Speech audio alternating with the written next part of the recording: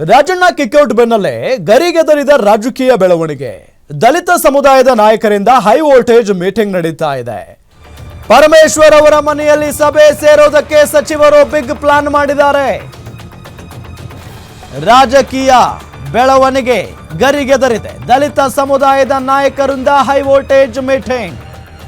ಪರಮೇಶ್ವರ್ ಮನೆಯಲ್ಲಿ ಸಭೆ ಸೇರೋದಕ್ಕೆ ಸಚಿವರು ಬಿಗ್ ಪ್ಲಾನ್ ಮಾಡಿದ್ದಾರೆ. ಸಂಜೆ ಗೃಹ ಸಚಿವ ಪರಮೇಶ್ವರ್ ನಿವಾಸದಲ್ಲಿ ಡಿನ್ನರ್ ಮೀಟಿಂಗ್. ಎಚ್.ಸಿ. ಮಹದೇವಪ್ಪನವರು ಇರ್ತಾರೆ. ಸತೀಶ್ ಜಾರಕಿಹೊಳಿ, ಕೆ.ಎಚ್. ಮುನಿಯಪ್ಪ ಭಾಗಿಯಾಗುವಂತ ಸಾಧ್ಯತೆ ಇದೆ.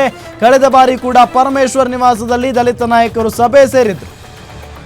ಈಗ ಒಬ್ಬ ಹಿರಿಯ ನಾಯಕ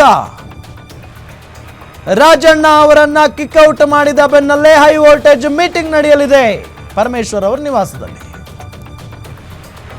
ಗೃಹ ಸಚಿವ ಪರಮೇಶ್ವರ್ ಅವರ ನಿವಾಸದಲ್ಲಿ ಡಿನ್ನರ್ ಮೀಟಿಂಗ್ ಇವತ್ತು ನಡೆಯಲಿದೆ.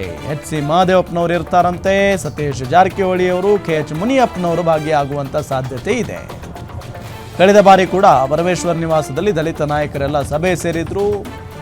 ಅದು ಬೇರೆ ವಿಚಾರ ಬಿಡಿ, ಅದು ಬೇರೆ ವಿಚಾರಕ್ಕೆ ಸಂಬಂಧಪಟ್ಟಂತೆ ಸಭೆ ಆಯಿತು, ಚರ್ಚೆ ಆಯಿತು.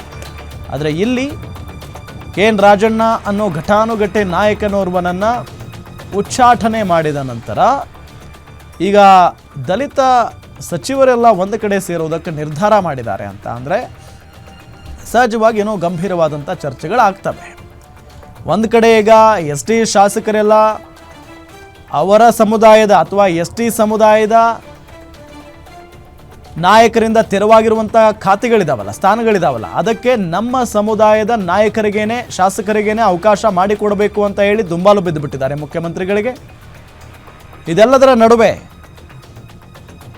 ಸತೀಶ್ ಜಾರಕಿಹೊಳಿ ಸೇರಿದಂತೆ ಕೆಲವೊಂದಿಷ್ಟು ನಾಯಕರು ಈಗಾಗಲೇ ರಾಜಣ್ಣ ಅವರನ್ನು ಭೇಟಿ ಮಾಡಿದ್ದಾರೆ.